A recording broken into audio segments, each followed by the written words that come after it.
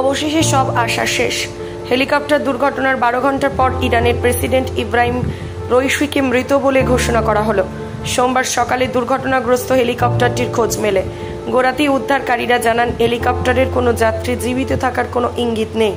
এরপর রইসির মৃত্যুর ঘোষণা হয়। জানা গেছে, চপার ভেঙে মৃত্যু হয়েছে ইরানের প্রেসিডেন্ট ইব্রাহিম রাইসির। মারা গিয়েছেন চপারে রাইসির সহযাত্রী তথা সে দেশের বিদেশমন্ত্রী হোসেন আমিরা বোদাল্লাহিয়ানো। ঘটনায় দুঃখ প্রকাশ করেছেন ভারতের প্রধানমন্ত্রী নরেন্দ্র মোদী।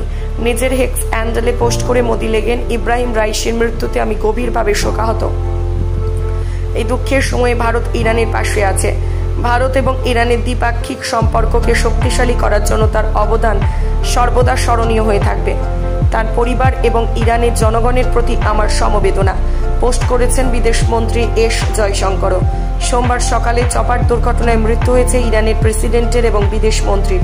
দুর্ঘটনায় যারা চপারের ভেতর ছিলেন মৃত্যু হয়েছে সকলেরই, এমনটাই জানিয়েছেন ইরানের সংবাদ মাধ্যম। ব্যুরো রিপোর্ট, নিউজ আড্ডা 20।